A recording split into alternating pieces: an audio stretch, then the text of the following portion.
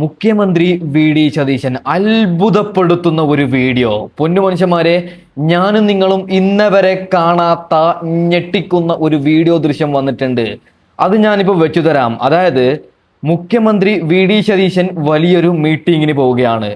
ആ മീറ്റിങ്ങിന് പോകുന്ന സന്ദർഭത്തിൽ ഒരു ഓട്ടോറിക്ഷയിൽ പാവപ്പെട്ട ഒരു ഫാമിലി ഹോസ്പിറ്റലിലേക്ക് പോവുകയാണ്. കയ്യിൽ കുഞ്ഞുണ്ട്. അവരുടെ ഒരു കോലം കണ്ടാൽ, അതായത് അവരുടെ ഒരു അവസ്ഥ കണ്ടാൽ, ഓട്ടോറിക്ഷക്കകത്ത് നിന്ന് അവരുടെ അവസ്ഥ കണ്ടാൽ നമുക്കറിയാം അവരുടെ കയ്യിൽ ഒരു രൂപ പോലുമില്ല. വലിയ രീതിയിൽ കഷ്ടപ്പാട് അനുഭവിക്കുന്ന ഒരു ഫാമിലി നമുക്കറിയും. മുഖ്യമന്ത്രിയുടെ ശ്രദ്ധയിൽ ക്യാമറമാൻ ആരോ ജസ്റ്റ് ഒന്ന് പറയുകയാണോ അല്ലെങ്കിൽ അദ്ദേഹത്തിന് കാണുകയാണോ, ആ ഒരു സമയത്ത് മുഖ്യമന്ത്രി വി ഡി സതീശൻ ഓടി മീറ്റിംഗ് ഒക്കെ ഒഴിവാക്കി ഓടിപ്പോവുകയാണ് ആ ഓട്ടോറിക്ഷക്കകത്ത്. അതിനുശേഷം ആ പാവപ്പെട്ട ഫാമിലിയെ സഹായിക്കുന്ന, നടുക്കുന്ന, ഞെട്ടിക്കുന്ന വീഡിയോ ദൃശ്യം ഞാൻ വെച്ചു തരാം. അതിനുശേഷം മുഖ്യമന്ത്രി ഇന്ന് ചെയ്ത എല്ലാ നല്ല പ്രവൃത്തി ഞാൻ കൊണ്ടുവരാം.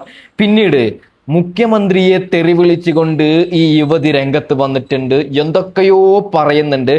യുവതിക്ക് തക്കതായിട്ടുള്ള മറുപടി ഞാൻ കൊടുക്കാം. പൊന്നു മനുഷ്യന്മാരോട് ഒരൊറ്റ കാര്യം പറയുകയാണ്, ഈ വീഡിയോ നിങ്ങളൊന്ന് സബ്സ്ക്രൈബ് ചെയ്യണം. കുറേ പേര് വീഡിയോ കാണുന്നുണ്ട്, ഒന്ന് സബ്സ്ക്രൈബും കൂടി ചെയ്തേക്കണേ. സബ്സ്ക്രൈബ് ചെയ്താൽ കുറേ പേരിലേക്ക് വീഡിയോ എത്തുന്നു, അതുകൊണ്ടാണ്. ഓക്കെ, അപ്പോൾ നമുക്ക് ആദ്യം മുഖ്യമന്ത്രി സഹായിക്കുന്ന ആ ഒരു വീഡിയോ ഒന്ന് കണ്ടു നോക്കാം.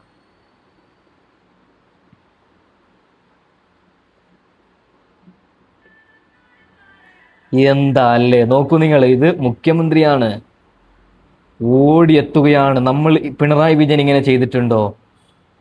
ഞാനൊരു കാര്യം പറയാം. ഇതിപ്പോ ക്രിക്കറ്റിൽ നമ്മൾ പറയുന്നുണ്ട് വിരാട് കോഹ്ലിന്റെ പകരക്കാരൻ ശുഭ്മൻ ഗിൽ, അതേപോലെ ഉമ്മൻചാണ്ടി സാറിന്റെ പകരക്കാരൻ വി ഡി സതീശൻ എന്ന് ഇതിൽ നമുക്ക് പറയാൻ പറ്റും. നിങ്ങൾ നോക്കൂ, വേറെ ഒരു എക്സാമ്പിൾ പറയാം. ഞാനിവിടെ പിണറായി വിജയൻ സർക്കാരിനെ, മുമ്പത്തെ സർക്കാരിനെ വിമർശിക്കുന്നതല്ല പൊന്നു മനുഷ്യന്മാരെ. ചില പ്രേക്ഷകർ, ഞാൻ യൂട്യൂബിൽ ഉള്ള ഒരാളായതുകൊണ്ട്, വ്ളോഗർ ആയതുകൊണ്ട് എനിക്കറിയാൻ പറ്റുന്നുണ്ട്, ചില പാവങ്ങൾ പിണറായി വിജയന്റെ ഓഫീസിലേക്ക് പോകുമ്പോൾ പിണറായി വിജയൻ ഒന്ന് കാണാൻ പോലും സമ്മതിച്ചില്ല എന്ന നടുക്കുന്ന വാർത്തയാണ് കുറേ പ്രേക്ഷകർ എന്നോട് പറഞ്ഞത്. അതായത് അവർ പറയുകയാണ്, ഞങ്ങളെ സഹായിക്കണ്ട, ഞങ്ങൾ പറയുന്നത് പോലും കേൾക്കുന്നില്ല പിണറായി വിജയൻ എന്ന്. ഇവിടെ ഇതിൽ നിന്നാണ്, അതായത് എങ്ങനെയാണ് പിണറായി വിജയനിൽ നിന്ന് മുഖ്യമന്ത്രി വി ഡി സതീശന്റെ വ്യത്യാസം നിങ്ങൾ ഇതിൽ നിന്ന് മനസ്സിലാക്കണം. ഓടിയെത്തി സഹായിക്കുന്നില്ല എൻ്റെ പൊന്നു മനുഷ്യന്മാരെ. ഇതാണ് മുഖ്യമന്ത്രി. ഇതിന് വേണ്ടിയിട്ടാണ് ആർ സി വേണ്ട, കെ സി വേണ്ട, വി ഡി തന്നെ മുഖ്യമന്ത്രി ആയാൽ മതി എന്ന് ഞാൻ ഉൾപ്പെടെ നമ്മളെല്ലാവരും വിളിച്ച് പറഞ്ഞത് പൊന്നു മനുഷ്യന്മാരെ.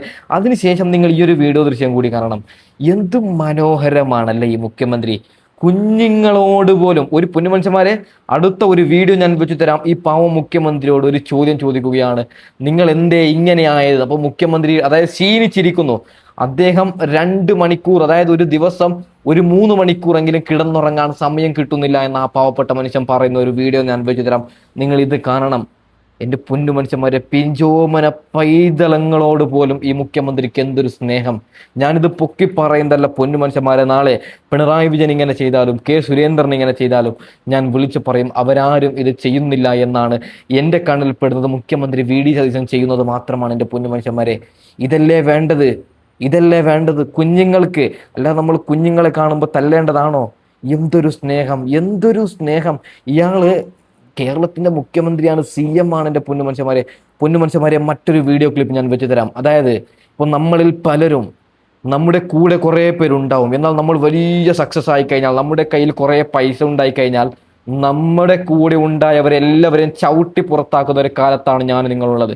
എന്നാൽ മുഖ്യമന്ത്രി വി ഡി സതീശൻ ചെയ്തത്, അദ്ദേഹം പ്രതിപക്ഷ നേതാവായ സമയത്ത് അദ്ദേഹത്തിൻ്റെ ഒപ്പം ആരൊക്കെ കട്ടക്കുണ്ടായിരുന്നു അവരൊക്കെ അവരുടെ അവസ്ഥ. മുഖ്യമന്ത്രി വി ഡി സതീശന്റെ വാഹനമാണ് കേരള സ്റ്റേറ്റ് 1 KL 01CW 9839. ഈ വാഹനത്തിന് പ്രത്യേകതയുള്ളൂ. അദ്ദേഹം പ്രതിപക്ഷ നേതാവായിരുന്ന 5 വർഷ കാലയളവിൽ അദ്ദേഹം ഉപയോഗിച്ചിരുന്ന വാഹനമാണ്. മുഖ്യമന്ത്രി ആയപ്പോൾ ഈ വാഹനം തന്നെ ചോദിച്ചു വാങ്ങിച്ചു. ഇതിലൊരു മെസ്സേജ് കൂടി ഉണ്ട്. കൂടെ ഉണ്ടായിരുന്ന സ്റ്റാഫുകളിൽ 20 പേരെ മുഖ്യമന്ത്രി ആയപ്പോൾ അദ്ദേഹം കൂടെ കൂട്ടി എന്ന് പറഞ്ഞ പോലെ ഈ വാഹനത്തെ അദ്ദേഹം കൂടെ കൂട്ടി എന്നുള്ളതാണ്. ഓക്കെ പൊന്നു മനുഷ്യന്മാരെ, ഇതിൽ നിന്ന് 2 പാഠം. ചിലർക്കൊക്കെ വലിയ ആളായി കഴിഞ്ഞാൽ വലിയ കാറ് വേണം. നമ്മുടെ മുഖ്യമന്ത്രി വി ഡി സതീശൻ പറയുകയാണ്, മുമ്പ്, അതായത് കാറിൽ എന്തായാലും യാത്ര ചെയ്യണമല്ലോ, അദ്ദേഹം ഒരു CM അല്ലേ, പറയുകയാണ് എനിക്ക് ആഡംബര കാർ ഒന്നും വേണ്ട, ഞാൻ പ്രതിപക്ഷ നേതാവായിരിക്കുമ്പോൾ ഏത് കാറാണോ അത് എനിക്ക് മതി. എൻ്റെ ഒപ്പം അന്ന്, അതായത് ഈ പറയുന്ന വി ഡി സതീശൻ എനിക്ക് എത്ര പേര് തെറിവിളിച്ച്, മുമ്പ് പിണറായി വിജയന്റെ കാലത്ത് എത്ര പേരാണ് ഈ വി ഡി സതീശനെ തെറിവിളിക്കുന്നത്. അപ്പോൾ ഈ മുഖ്യമന്ത്രിക്കൊപ്പം കട്ടക്കുണ്ടായ എല്ലാവരെയും മുഖ്യമന്ത്രിക്കൊപ്പം ഒരു സ്റ്റാഫായിട്ട് നിയമിച്ചു എന്ന ആ ഒരു സത്യം കൂടി നിങ്ങൾ അറിയണം പൊന്നുമനുഷ്യന്മാരെ. ഈ ഒരു വീഡിയോ നിങ്ങൾ കാണണം. പാവപ്പെട്ട മുഖ്യമന്ത്രി കിടന്നുറങ്ങിയിട്ട് എത്ര ദിവസമായി? ആക്റ്റീവായിട്ടാണ് എല്ലായിടത്തും. ക്ഷീണമുണ്ടോ?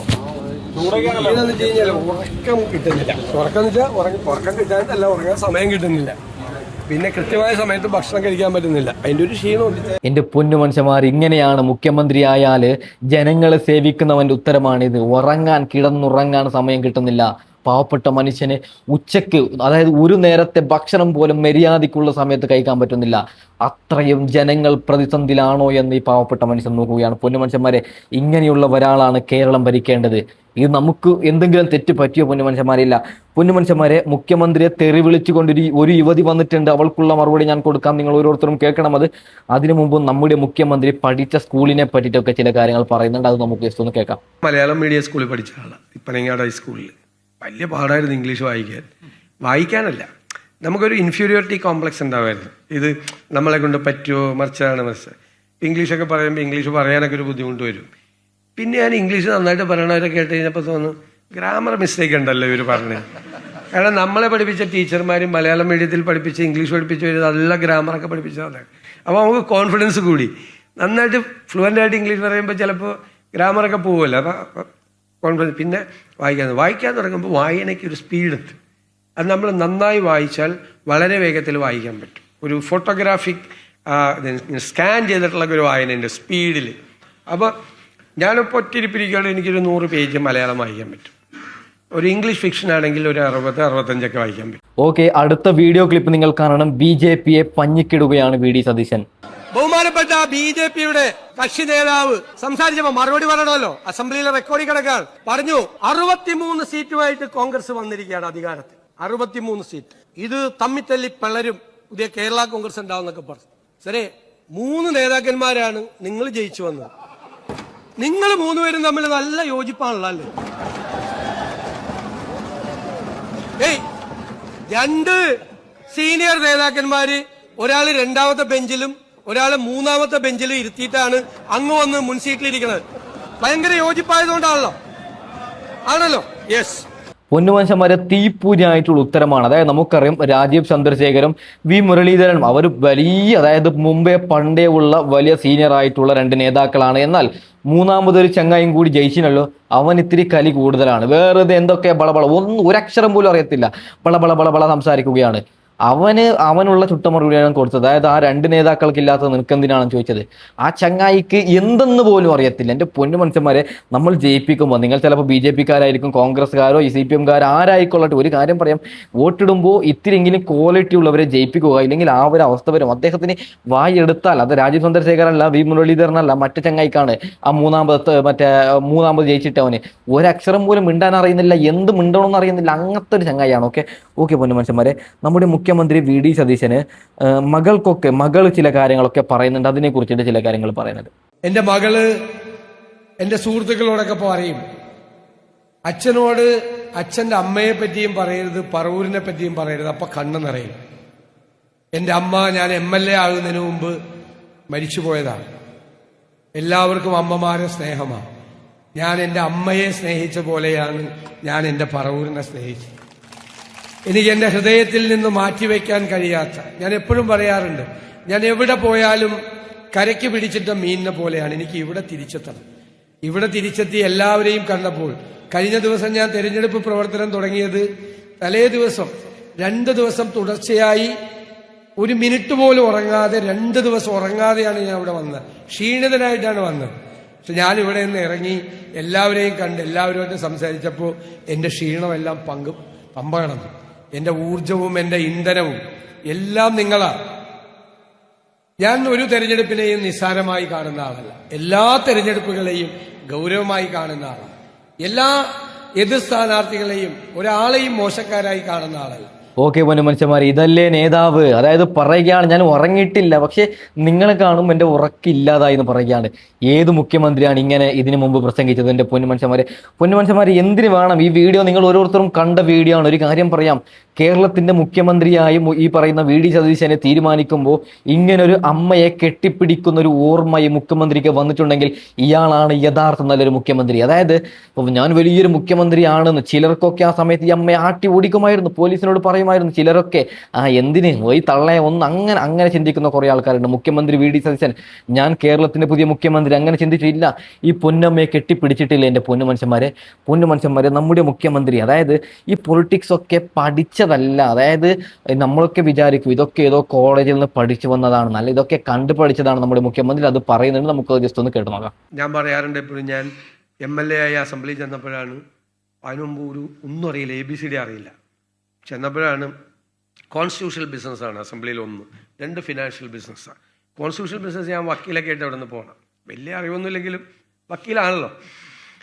2 ഇതൊന്നും അറിയില്ല. പിന്നെ ഞാൻ ഫിനാൻസ് പഠിക്കാൻ തുടങ്ങി, കുട്ടിയെ പോലെ ഇരുന്ന് പഠിക്കാൻ തുടങ്ങി. ഞാൻ ഇന്നലെ ബജറ്റ് വായിക്കാൻ തുറന്നു വച്ചപ്പോഴും ആലോചിച്ച്, പണ്ട് പഠിച്ചു തുടങ്ങിയതുകൊണ്ടാണ് 25 വർഷം മുമ്പ്. അപ്പോൾ എല്ലാ ബുക്കും അപ്ഡേറ്റ് ചെയ്ത് ഇതിൻ്റെ ടെക്നിക്കൽ ടേംസൊക്കെ പഠിക്കാൻ തുടങ്ങി. ഏറ്റവും ലോകത്തിറങ്ങുന്ന ഏറ്റവും നല്ല പുസ്തകങ്ങൾ, ഇപ്പോൾ യാനിസ് വറോഫാക്കിസ് എന്ന് പറഞ്ഞാൽ എനിക്കിഷ്ടമുള്ള ഒരു എക്കണോമിസ്റ്റ് ഉണ്ട്. അതേ ലോകത്തിലെ ഏറ്റവും വലിയ എക്കണോമിസ്റ്റുകൾ. എന്തായാലും ഇദ്ദേഹത്തിന്റെ വാക്കിൽ തന്നെയുണ്ട് ഇദ്ദേഹം ഒരു പുണ്യ മനുഷ്യനാണെന്ന്. പൊന്നു മനുഷ്യന്മാരെ, ഇനി മുഖ്യമന്ത്രിയെ തെറി വിളിച്ചുകൊണ്ട് യുവതി വരുന്നുണ്ട്, അവൾക്കുള്ള ചുട്ട മറുപടി. വളച്ചേട്ടില്ലാത്ത കാര്യം പറയാം, വെറും 1 മാസത്തിനുള്ളിൽ തന്നെ പ്രിയദർശിനി സൗജന്യ യാത്രാ പദ്ധതി നിർത്തലാക്കാൻ പോകുന്നു. ഇനിയും അത് മുമ്പോട്ട് കൊണ്ടുപോയാൽ സതീശൻ കുറേ വെള്ളം കുടിക്കേണ്ടി വരുമെന്ന്. അതെ, ഒരു വശത്ത് ശമ്പളം കൊടുക്കാൻ പോലും കാശില്ലാതെ അന്ത്യശ്വാസം വലിക്കുന്ന KSRTC. എന്റെ പൊന്നെ കരളെ കഷ്ണമേ, നിനക്കാണോ ഇത് പ്രശ്നോ?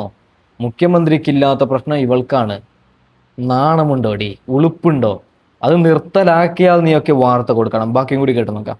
മറുവശത്ത് പട്ടിണിയിലേക്കും ആത്മഹത്യയിലേക്കും നീങ്ങുന്ന ലക്ഷക്കണക്കിന് സ്വകാര്യ ബസ് ജീവനക്കാരും ഉടമകളും. ആരെ പറ്റിക്കാനാണ്? ആരുടെ പോക്കറ്റ് അടിക്കാൻ വേണ്ടിയാണ് ഈ വമ്പൻ കെണി? എടി, ഒരു കാര്യം പറയാം എൻ്റെ പൊന്നു മനുഷ്യന്മാരെ, അടുത്ത മാസം 11-ന് ഒരു മീറ്റിംഗ് ഉണ്ട്. അതായത് സ്വകാര്യ ബസ്സും KSRTCയും നമ്മുടെ മുഖ്യമന്ത്രിയൊക്കെ കൂടിയിരുന്ന്, അതായത് എന്തിനാ മീറ്റിംഗ്? സ്വകാര്യ ബസ് ഉടമകൾക്ക് എന്തെങ്കിലും കൊടുക്കാൻ വേണ്ടിയിട്ടാണ്. ഞാനൊന്നും പറയുന്നില്ല, ഇതൊരു സ്ത്രീ ആയതുകൊണ്ട് പറഞ്ഞാൽ നാളെ അണക്കും. ഇപ്പോൾ അതാണ്, നമുക്കൊന്നും പറയാൻ പറ്റാത്ത അവസ്ഥയാണ്, കേസാവുന്നുണ്ട്. പൊന്നു സ്ത്രീയെ ഇത്തിരി അറിഞ്ഞിട്ട് വേണം. അതായത് ഇപ്പോൾ മുഖ്യമന്ത്രിക്ക് നഷ്ടം വന്നാൽ നിനക്കെന്തേ? ബാക്കിയും കൂടി കേട്ട് നോക്കാം. അതെ, കെടാൻ പോകുന്ന തീ ആളിക്കത്തുന്നത് പോലെയാണ് ഇന്ന് കേരളത്തിലെ പ്രിയദർശിനി സൗജന്യ യാത്രാ പദ്ധതിയുടെ അവസ്ഥ. വരാൻ പോകുന്നത് വെറുമൊരു ചർച്ചയല്ല, കേരളത്തിലെ സ്വകാര്യ പൊതുഗതാഗത മേഖലയുടെ മരണമണിയാണോ അതോ വലിയൊരു തിരുത്തലാണോ? കഥയറിയാതെ ആരും ആട്ടം കാണരുത്. കാരണം ഈ കളിയിൽ നഷ്ടപ്പെടുന്നത് സാധാരണക്കാരൻ്റെ നികുതി പണമാണ്. അതായത് എൻ്റെയും നിങ്ങളുടെയും ഒരുപാട് പണം നഷ്ടപ്പെടാൻ പോകുന്നു. ഓക്കെ, ഇവളോടൊരു ചോദ്യം. അതായത് നമ്മൾ കൊടുക്കുന്ന നികുതി പിന്നെ എങ്ങനെ ചെലവാക്കണം? പാവങ്ങൾ, അതായത് ഫ്രീ ആയിട്ട് KSRTCയിൽ എത്ര അമ്മമാർ പോകുന്നുണ്ട്. ഇല്ലെങ്കിൽ നമ്മൾ കൊടുക്കുന്ന, ഈ പിണറായി വിജയൻ എന്തെങ്കിലും ചെയ്തു, നമ്മൾ കൊടുക്കുന്ന നികുതി അവിടെ തന്നെ. ഇപ്പോൾ മുഖ്യമന്ത്രി വി ഡി സതീശൻ നമ്മൾ കൊടുക്കുന്ന നികുതിയിലാണ് പാവങ്ങൾക്ക് സഹായിക്കുന്നത്, പാവങ്ങൾക്ക് KSRTC ഫ്രീ ആയിട്ട് കൊടുക്കുന്നത്. ഇവർ പറയുന്നത് അതിനൊന്നും ചെയ്യേണ്ടത് അവിടെ തന്നെ ഇരിക്കട്ടെ എന്നാണ്. ബാക്കിയും കൂടി കേട്ട് നോക്കാം. ഈ വരുന്ന ജൂലൈ 13-ാം തീയതി കേരളം സ്തംഭിക്കുമോ? നമുക്ക് നോക്കാം. വളരെ ക്ലീൻ ആൻഡ് ബോൾഡായി തന്നെ നമുക്ക് കാര്യങ്ങൾ സംസാരിക്കാം. ഒരു ജനപ്രിയ സർക്കാർ പുതിയൊരു പദ്ധതി പ്രഖ്യാപിക്കുമ്പോൾ ജനങ്ങൾ കൈയടിക്കും. സ്ത്രീ സുരക്ഷ, സ്ത്രീ ശാക്തീകരണം, സൗജന്യ യാത്ര, കേൾക്കാൻ എത്ര സുഖമുള്ള വാക്കുകളാണ്. KSRTC ബസ്സുകളിൽ സ്ത്രീകൾക്ക് പൂർണ്ണമായും സൗജന്യ യാത്ര അനുവദിച്ചുകൊണ്ട് പ്രിയദർശിനി പദ്ധതി വലിയ കൊട്ടിഘോഷങ്ങളോടെയാണ് സംസ്ഥാന സർക്കാർ നടപ്പിലാക്കിയത്. എന്നാൽ ഈ നാടകത്തിന്റെ തിരശ്ശീലയ്ക്ക് പിന്നിൽ എന്താ നടക്കുന്നത്? ഒരു ദീർഘവീക്ഷണവുമില്ലാതെ കേവലം രാഷ്ട്രീയ ലാഭത്തിന് വേണ്ടി മാത്രം എടുത്തുചാടി നടപ്പിലാക്കുന്ന പദ്ധതികൾ എങ്ങനെയാണ് ഒരു സംസ്ഥാനത്തിന്റെ സമ്പദ് വ്യവസ്ഥയെ തകിടം മറിക്കുന്നത് എന്നതിന്റെ ഏറ്റവും വലിയ ഉദാഹരണമായി ഈ പദ്ധതി മാറിക്കഴിഞ്ഞു. ഇവൾ തന്നെ ആദ്യം പറഞ്ഞു ഇത് മുഖ്യമന്ത്രിക്ക് വലിയ നഷ്ടമാണ്. ഇപ്പൊ പറയുന്നത് ഈ പ്രഖ്യാപിച്ചത് രാഷ്ട്രീയ ലാഭത്തിൽ നിന്നാണ്. ഒരു സാധനം പ്രഖ്യാപിച്ചാൽ ദൈവം ഇഷ്ടം പോലെ പൈസ അക്കൗണ്ടിലേക്ക് കയറ്റി കൊടുക്കുമോ? അതായത് ഇവർ തന്നെ പറയുന്നുണ്ട് ഇത് മുഖ്യമന്ത്രിക്ക് വലിയ നഷ്ടമാണ്, അതിനുശേഷം പറയുകയാണ് ഇത് വലിയ ലാഭമെന്ന്. നാണമുണ്ടോ? ഇത് ആരുടെ കയ്യിൽ നിന്ന് ഇക്ലി മേടിച്ചിട്ട് വീഡിയോ ഇടുന്നതെന്ന് എനിക്കറിയത്തില്ല. ബാക്കിയും കൂടി കേട്ട് നോക്കാം. പദ്ധതി വന്നതോടെ ബസ്സുകളിലെ തിരക്ക് വർദ്ധിച്ചു എന്നത് നേരാണ്. എന്നാൽ ആ തിരക്ക് KSRTCയുടെ ഖജനാവിലേക്ക് ഒരു രൂപ പോലും എത്തിക്കുന്നില്ല. പകരം കട്ടപ്പുകയായി കിടക്കുന്ന KSRTCയെ കൂടുതൽ വലിയ കടക്കണിയിലേക്ക് ഇത് വലിച്ചിഴച്ചിരിക്കുകയാണ്. ഇതിലും വലിയ ദുരന്തം അനുഭവിക്കുന്നത് മറ്റൊരു കൂട്ടരാണ്. നമ്മുടെ നാട്ടിലെ സാധാരണക്കാരായ സ്വകാര്യ ബസ് ഉടമകളും അതിനെ ആശ്രയിച്ച് ജീവിക്കുന്ന 10,000-കണക്കിന് തൊഴിലാളികളും. പ്രതിസന്ധിയെക്കുറിച്ച് വെറുതെ പറയുന്നതല്ല, കണക്കുകൾ നിരത്തി തന്നെ നമുക്ക് സംസാരിക്കാം. പ്രിയദർശിനി പദ്ധതി പ്രാബല്യത്തിൽ വന്നതോടെ കേരളത്തിലെ പ്രൈവറ്റ് ബസ് റൂട്ടുകളിൽ സംഭവിച്ചത് ഞെട്ടിക്കുന്ന മാറ്റങ്ങളാണ്. സാധാരണയായി KSRTCയും പ്രൈവറ്റ് ബസ്സുകളും ഒരേ റൂട്ടുകളിൽ മത്സരിച്ചോടുന്ന നിരവധി സർവീസുകൾ കേരളത്തിലുണ്ട്. KSRTCയിൽ സ്ത്രീകൾക്ക് യാത്ര പൂർണ്ണമായും സൗജന്യമായതോടെ പ്രൈവറ്റ് ബസ്സുകളിൽ കയറിയിരുന്ന് വലിയൊരു വിഭാഗം യാത്രക്കാർ കൂട്ടത്തോടെ KSRTCയിലേക്ക് മാറി. ഫലം എന്തായിരുന്നു? സ്വകാര്യ ബസ്സുകളിലെ പ്രതിദിന കളക്ഷൻ പകുതിയായി, അതായത് 50% ഒറ്റയടിക്ക് ഇടിഞ്ഞ് താണു. ഓക്കെ, ഈ പെൺകുട്ടിയോടൊരു കാര്യം പറയാം. നീ വാർത്ത കാണണം. അതായത് മുഖ്യമന്ത്രി തന്നെ അടുത്ത മാസം വിളിച്ചിട്ടുണ്ട് ഒരു യോഗം, ഒരു ചർച്ച. പൊന്നുമനുഷ്യന്മാരെ, ഒരു നല്ല പ്രവൃത്തി, അതായത് ഒരു എക്സാമ്പിൾ പറയാം. ഈ ഫ്രീയിൽ എത്രയോ പേരാണ് യാത്ര ചെയ്യുന്നത്. നേരെ മറിച്ചിട്ട് ആ ബസ്സിൽ പൈസ കൊടുത്തിട്ട് പോകുന്ന പ്രൈവറ്റ് ബസ്സിൽ വളരെ കുറവായിട്ടുള്ള ആൾക്കാരാണ് പോകുന്നത്. അപ്പോൾ കുറേ പ്രൈവറ്റ് ബസ് ഉടമകളും അതിൻ്റെ കണ്ടക്ടറൊക്കെ പട്ടിണിയാവും. അത് ശരി തന്നെയാണ്. നമ്മുടെ മുഖ്യമന്ത്രി പറഞ്ഞോ നിങ്ങളെ പട്ടിണിക്കിടുന്നുണ്ട്, നിങ്ങൾ ചാവൂന്ന് പറയുന്നുണ്ടോ? ഇല്ല. മുഖ്യമന്ത്രി അടുത്ത മാസം 11-ന് അതിനൊരു തീരുമാനമാക്കുകയാണ്. ഒരു 2 മാസം, ഒരു 1.5 മാസം ഇവറ്റകൾക്ക് ഒന്ന് ഇരിക്കാൻ സമയമില്ലെങ്കിൽ പിന്നെ എന്തിനാണ്? ബാക്കിയും കൂടി കേട്ട് നോക്കാം. ഒരു ബസ് റോഡിൽ ഇറക്കണമെങ്കിൽ ഇന്ന് എന്തൊക്കെ ചിലവുകളുണ്ടെന്ന് ആലോചിച്ചിട്ടുണ്ടോ? ദിവസേന കുതിച്ചുയരുന്ന ഡീസൽ വില, വർഷാവർഷം അടയ്ക്കേണ്ട വൻ തുകയുടെ റോഡ് നികുതിയും ഇൻഷുറൻസും, തൊഴിലാളികളുടെ ദിവസക്കൂലി, ബസിന്റെ അറ്റകുറ്റപ്പണികൾ. ഞാൻ മുമ്പ് പറഞ്ഞ ഡീസൽ പെട്രോൾ വിലയുടെ സെസ് 3/4 ഈടാക്കുന്നത് കേരള സർക്കാർ. ഈ ചെലവുകളെല്ലാം നിലനിൽക്കെ വരുമാനം പകുതിയായി കുറഞ്ഞ ഏത് വ്യവസായമാണ് മുന്നോട്ട് പോവുക? പ്രൈവറ്റ് ബസ്സുകാർ ദാരിദ്ര്യത്തിലേക്ക് നീങ്ങുന്നു എന്ന് പറഞ്ഞത് ഇതുകൊണ്ടാണ്. ഈ തകർച്ചയ്ക്കെതിരെയാണ് കഴിഞ്ഞ ദിവസങ്ങളിൽ വടക്കൻ കേരളത്തിൽ വലിയ രീതിയിലുള്ള പ്രതിഷേധങ്ങളൊക്കെ പൊട്ടിപ്പുറപ്പെട്ടത്. കോഴിക്കോട് ജില്ലാ ബസ് ഓപ്പറേറ്റേഴ്സ് അസോസിയേഷന്റെ നേതൃത്വത്തിൽ ശക്തമായ പണിമുടക്കും മാർച്ചും ഒക്കെ നടന്നു. ഇത് കേവലം ഒരു പ്രതീകാത്മക സമരം മാത്രമല്ല, നിലനിൽപ്പിന് വേണ്ടിയുള്ള ഒരു ജനവിഭാഗത്തിന്റെ മരണപ്പാച്ചിലാണ്. കേരളത്തിൽ ഇന്ന് കുതിച്ചുയരുന്ന വിലക്കയറ്റം അറിയാമല്ലോ. ഓക്കെ, ഇതിനുള്ള മറുപടി പറഞ്ഞു. പെട്രോൾ അയക്കണം, ബസ്സിന് ചെലവുണ്ട്, സാലറി കൊടുക്കണം. ഇതൊക്കെ എങ്ങനെയാണ് പ്രൈവറ്റ് ബസ്സുകൾ ഇതാക്കുന്നത് എന്നാണ് ഇവർ പറയുന്നത്. നേരെ തിരിച്ച് ചിന്തിക്കണം. ഓക്കെ, അവിടെ ഫ്രീ ആയിട്ട് കൊടുക്കുമ്പോൾ അതേ ബസ്സിനെ നോക്കണം, അവർക്ക് സാലറി കൊടുക്കണം, അതൊക്കെ ചെയ്യണം. അതൊക്കെ ഗവൺമെന്റിന്റെ പൈസ അല്ലേ പോകുന്നത്. ഇത് പ്രൈവറ്റ് ബസ്. ഒരു കാര്യം പറയാം, ഇപ്പൊ നമുക്ക് മുഖ്യമന്ത്രി പ്രൈവറ്റ് ബസ് ഉടമകളെ നിങ്ങളെ ഞാൻ തിരിഞ്ഞു നോക്കുന്നില്ല, നിങ്ങൾ തോന്നുന്നത് ചെയ്യുന്നു പറഞ്ഞിട്ടില്ലല്ലോ. അടുത്ത മാസം മീറ്റിങ്ങിന് വിളിച്ചിട്ടുണ്ട്. ആ മീറ്റിങ്ങിന്റെ തന്നെ ഹെഡിങ് തന്നെ അവർക്ക് എന്തെങ്കിലും ഒരു പരിഹാരം, അത് അതിൻ്റെ ഒരു ഒന്നെങ്കിലും അവർക്ക് ടാക്സി കൊടുക്കണം, ഇപ്പോൾ ഇല്ലെങ്കിൽ കുറേ ടാക്സിയും കാര്യങ്ങളൊക്കെ കൊടുക്കണം, അതൊക്കെ ചിലപ്പോൾ നിരോധിക്കും. അങ്ങനെ അവർക്ക് കഞ്ഞി കുടിക്കുന്ന വകക്കാണ് അടുത്ത മാസം മീറ്റിംഗ് വെച്ചത്. അതിനിടയിൽ ഇങ്ങനെയുള്ള വാർത്ത കൊണ്ടുവരാൻ നിങ്ങൾക്ക് നാണമുണ്ടോ? ബാക്കിയും കൂടി കേട്ട് നോക്കാം. അപ്പോൾ സർവീസുകളൊക്കെ നിർത്തിവെച്ച് അവർ തെരുവിലിറങ്ങുമ്പോൾ അത് സർക്കാരിന് നൽകുന്ന മുന്നറിയിപ്പ് വളരെ വ്യക്തമാണ്. ഞങ്ങളെ കൊലയ്ക്ക് കൊടുത്തിട്ട് നിങ്ങൾ ജനപ്രിയ കളി കളിക്കേണ്ട. ഇനി നമുക്ക് ഈ പദ്ധതിയുടെ ഏറ്റവും പ്രധാനപ്പെട്ട വശത്തിലേക്ക് വരാം. ആർക്ക് വേണ്ടിയാണ് ഈ സൗജന്യ യാത്ര? ഒരു കാലത്ത് സ്ത്രീകൾ വീടുകളിൽ ഒതുങ്ങിക്കൂടിയിരുന്ന അല്ലെങ്കിൽ സാമ്പത്തിക സ്വാതന്ത്ര്യം ഇല്ലാതിരുന്ന ഒരു കാലഘട്ടം ഉണ്ടായിരുന്നു വർഷങ്ങൾക്ക് മുമ്പ്. അന്ന് അവർക്ക് നൽകുന്ന ആനുകൂല്യങ്ങൾക്ക് ഒരു സാമൂഹിക പ്രസക്തിയൊക്കെ ഉണ്ടായിരുന്നു. എന്നാൽ ഈ 21-ാം നൂറ്റാണ്ടിൽ 2026-ൽ പ്രത്യേകിച്ച് ഇന്നത്തെ കേരളത്തിലെ അവസ്ഥ എന്താണ്? നമ്മുടെ സഹോദരിമാരും അമ്മമാരും ഇന്ന് സ്വയം പര്യാപ്തരാണ്, ഒരുപക്ഷെ പുരുഷന്മാരെക്കാൾ ഏറെ. അവർ IT മേഖലയിലും സർക്കാർ ജോലികളിലും ബിസിനസ്സിലും കൂലിപ്പണിയിലും ഉൾപ്പെടെ സ്വന്തമായി അധ്വാനിച്ച് അന്തസ്സായി ജീവിക്കുന്നവരാണ്. പുരുഷന്മാരെക്കാൾ മികച്ച രീതിയിൽ വരുമാനം ഉണ്ടാക്കുന്ന ലക്ഷക്കണക്കിന് സ്ത്രീകൾ ഇന്ന് കേരളത്തിലുണ്ട്. ഒരു കാര്യം പറയാം പൊന്നുമോളെ, എത്രയോ അമ്മമാര് ഒരു ഗ്ലാസ് വെള്ളം കുടിക്കാനില്ലാത്ത എത്രയോ അമ്മമാർ റോഡ് സൈഡിലൂടെ ഉണ്ട്. അവർക്കൊക്കെ ഫ്രീ യാത്ര എന്ത് നല്ല ഉപകാരമാണ്. നിനക്ക് ചിലപ്പോൾ അറിയത്തില്ല, നീ AC ഇരുന്നിട്ടാണ് അങ്ങനെ പളപ്പളാന്ന് വളക്കുന്നത്. ഇതിന്റെ കഷ്ടപ്പാട് പാവപ്പെട്ട മനുഷ്യന്മാർക്കേ അറിയത്തുള്ളൂ. അതായത് ഒരു പാവപ്പെട്ട മനുഷ്യന്മാർക്ക്, പാവപ്പെട്ട സ്ത്രീകൾക്ക് ഒരു നേരം ഫ്രീ ആയിട്ട് ബസ്സിൽ പോകാൻ കിട്ടിയാൽ അത് എത്ര നല്ലതാണ്. ബാക്കിയും കൂടി കേട്ട് നോക്കാം. അങ്ങനെയുള്ള സാഹചര്യത്തിൽ സാമ്പത്തിക നിലവാരം പോലും നോക്കാതെ യാത്ര ചെയ്യുന്ന എല്ലാ സ്ത്രീകൾക്കും 100% സൗജന്യ യാത്ര നൽകുക എന്ന് പറയുന്നതിൽ എന്ത് യുക്തിയാണുള്ളത്? ഒരു സർക്കാർ ഉദ്യോഗസ്ഥയായി സ്ത്രീക്കും വൻകിട ബിസിനസ് നടത്തുന്ന ഒരു സ്ത്രീക്കും യാതൊരു മാനദണ്ഡവും ഇല്ലാതെ സൗജന്യ യാത്രയൊക്കെ കൊടുക്കുമ്പോൾ ദിവസക്കൂലിക്ക് പണിയെടുക്കുന്ന പുരുഷന്മാരും അതുപോലെ നമ്മുടെ വിദ്യാർത്ഥികളും എല്ലാം തന്നെ ഈ മുഴുവൻ കാശും കൊടുത്ത് ടിക്കറ്റ് എടുത്ത് യാത്ര ചെയ്യണമെന്നൊക്കെ പറയുമ്പോൾ അതിലൊക്കെ എന്ത് വിരോധാഭാസമാണ് ഉള്ളത് എന്ന് ചിന്തിച്ചു നോക്കൂ. ഇത് എവിടുത്തെ സമത്വമാണ്? എന്തുതരം സോഷ്യലിസമാണിത്? ഈ അനാവശ്യ സൗജന്യ യാത്ര മൂലം സംഭവിക്കുന്നത് എന്താണെന്ന് വെച്ചാൽ അർഹതപ്പെട്ട ആനുകൂല്യങ്ങൾ ലഭിക്കേണ്ട യഥാർത്ഥ പാവപ്പെട്ടവർക്ക് പോലും നാളെ ഈ പൊതുഗതാഗത സംവിധാനം ഇല്ലാതാകുന്ന അവസ്ഥ വരും. കാരണം വരുമാനമില്ലാതെ KSRTC എത്ര നാൾ മുന്നോട്ട് പോകും? ഇനി നമുക്ക് KSRTCയുടെ കണക്കുകളിലേക്ക് വരാം. പ്രിയദർശിനി പദ്ധതി വരുന്നതിന് മുമ്പും KSRTC ലാഭത്തിലൊന്നും ആയിരുന്നില്ല. അല്ല, ഞാൻ ഇവരോട് ഒരു ചോദ്യം ചോദിക്കാൻ ആഗ്രഹിക്കുകയാണ്. KSRTC നിന്റെ ആരാണ്? എന്തൊരു കെയറിങ് അല്ലേ KSRTCയുടെ അവസ്ഥ. അത് സർക്കാരാണ്. അവർക്ക് എന്ത് പ്രശ്നം വന്നാലും സർക്കാർ ചോദിക്കും. ഇപ്പോൾ KSRTC ഡ്രൈവർമാർക്ക് നാളെ സാലറി കൊടുക്കുന്നില്ലെങ്കിൽ അവർ സമരത്തിലേക്ക് പോകും. അപ്പോൾ നമുക്കറിയത്തില്ലേ? അപ്പോൾ സർക്കാരാണ് എല്ലാം ഏറ്റെടുത്തത്. അതിന് ഇവളെന്തിനിങ്ങനെ ടെൻഷൻ അടിക്കുന്നതെന്നാണ് എനിക്കറിയാത്തത്. ബാക്കിയും കൂടി കേട്ട് നോക്കാം. അത് ഞാൻ പറഞ്ഞ് നിങ്ങളെ അറിയിക്കേണ്ട കാര്യമില്ല, അതെല്ലാവർക്കും അറിയാവുന്നൊരു സത്യമാണ്. കോടികളുടെ ബാധ്യത, ഡീസൽ കുടിശ്ശിക, ജീവനക്കാരുടെ പെൻഷനും ശമ്പളവും കൊടുക്കാൻ സർക്കാരിന്റെ ഗ്രാന്റിനായി കാത്തു നിൽക്കുന്ന അവസ്ഥ, ഇങ്ങനെയുള്ളൊരു വെള്ളാനയുടെ പുറത്താണ് സർക്കാർ വീണ്ടും കോടികളുടെ ബാധ്യത വരുന്ന ഈ സൗജന്യ പദ്ധതി കെട്ടിവെച്ചത്. സ്ത്രീകൾ സൗജന്യമായി യാത്ര ചെയ്യുമ്പോൾ അതിനുള്ള തുക സർക്കാർ KSRTCക്ക് സബ്സിഡിയായി നൽകും. അതാണ് പ്രഖ്യാപനം. എന്നാൽ ട്രഷറി പൂട്ടിക്കിടക്കുന്ന പിച്ചച്ചട്ടിയിൽ കൈയിട്ട് വരുന്ന സംസ്ഥാന സാമ്പത്തിക സ്ഥിതിയിൽ ഈ തുക കൃത്യമായി KSRTCക്ക് ലഭിക്കുമോ? ഒരിക്കലുമില്ല. ഫലത്തിൽ KSRTC കൂടുതൽ വലിയ നാശത്തിലേക്ക് കൂപ്പുകുത്തുകയാണ് ചെയ്യുന്നത്. ബസ്സുകളുടെ എണ്ണം കുറയുന്നു. നിലവിലുള്ള ബസ്സുകൾ കൃത്യമായി മെയിൻ്റനൻസ് ചെയ്യാൻ കാശില്ല. ജീവനക്കാർ കടുത്ത മാനസിക സമ്മർദ്ദത്തിലാണ്. ഒരു വശത്ത് ആളും ആരവുമായി പ്രിയദർശിനി പദ്ധതി ആഘോഷിക്കുമ്പോൾ മറുവശത്ത് കേരളത്തിന്റെ സ്വന്തം ആനവണ്ടി പതുക്കെ പതുക്കെ കട്ടപ്പുറത്തേക്ക് വീണ്ടും നീങ്ങുകയാണ്. ഓക്കെ, ഇവിടെ പറയുകയാണ് KSRTC ബസ് കുറയുന്നുണ്ട്, ഭയങ്കര ഈ പറയുന്ന പണിക്കാരൊക്കെ ഭയങ്കര പ്രശ്നത്തിൽ നിന്നാണ്.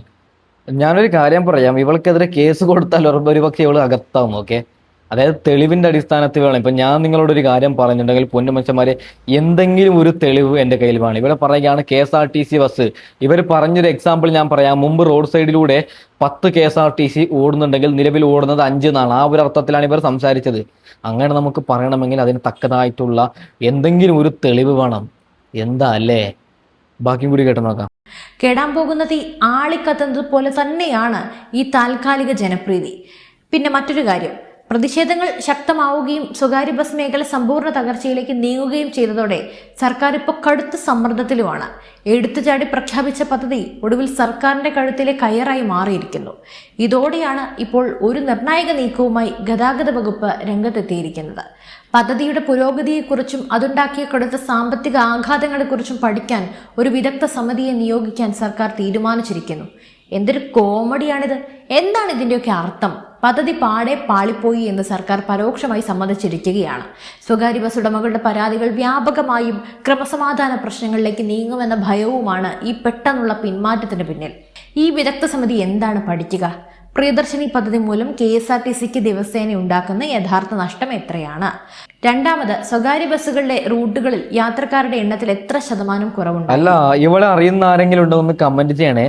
ഈ KSRTC ഇവരുടെ വകയിൽ എന്തില്ലെങ്കിലും അതിന് ഏതെങ്കിലും ഡ്രൈവറെങ്കിലും ഇവരുടെ വകയിൽ ആരെങ്കിലും ആവുന്നുണ്ടോ? എന്തൊരു കെയറിംഗ് ആണല്ലേ KSRTC ബസ്. ബാക്കിയും കൂടി കേട്ടോ. മൂന്നാമത്, ഈ പദ്ധതി ഗതാഗത മേഖലയെ മൊത്തത്തിൽ തകർത്തോ? ഈ ചോദ്യങ്ങൾക്കുള്ള ഉത്തരം കണ്ടെത്താനാണ് സമിതി. പക്ഷെ ഇതുകൊണ്ട് മാത്രം പ്രശ്നം തീരൂ? യഥാർത്ഥ ക്ലൈമാക്സ് കിടക്കുന്നത് ഇനി വരാൻ പോകുന്ന ദിവസങ്ങളിലാണ്. ഈ മാസം 13-ാം തീയതി, അതായത് ജൂലൈ 13-ന് ഗതാഗത വകുപ്പിന്റെ നേതൃത്വത്തിൽ സ്വകാര്യ ബസ് ഉടമകളുടെ പ്രതിനിധികളുമായി സർക്കാർ ഒരു പ്രത്യേക ചർച്ച നിശ്ചയിച്ചിട്ടുണ്ട്. തർക്കങ്ങളും പ്രശ്നങ്ങളും നേരിട്ട് ചർച്ച ചെയ്ത് ഒരു മധ്യസ്ഥ ഫോർമുല കണ്ടെത്താനാണ് ഈ അടിയന്തര യോഗം. അതോടെ ഇക്കാര്യത്തിൽ ഒരു തീരുമാനമാകും. പിന്നെ അതിനൊപ്പം തന്നെ ഞാൻ ഒരു കാര്യം കൂടി ചേർത്ത് പറയാം. ഈ പദ്ധതി ഇവർ പ്രഖ്യാപിക്കുന്നത് ഇലക്ഷന്റെ സമയത്താണ്. ഇവൾ തന്നെ പറയുന്നുണ്ട് ചർച്ച ചെയ്യുന്നു ഒക്കെ, അതിനുശേഷം ഇവൾ തന്നെ പറയുന്നത് എല്ലാം തീരുമാനമാവും. നാളമുണ്ടോ പൊന്നെ? അപ്പോൾ തൽക്കാലം വൈൻഡപ്പ് ചെയ്യുകയാണ് പൊന്നു മനുഷ്യന്മാരെ. അടുത്ത വീഡിയോ വിടാൻ വരാം. Okay, by.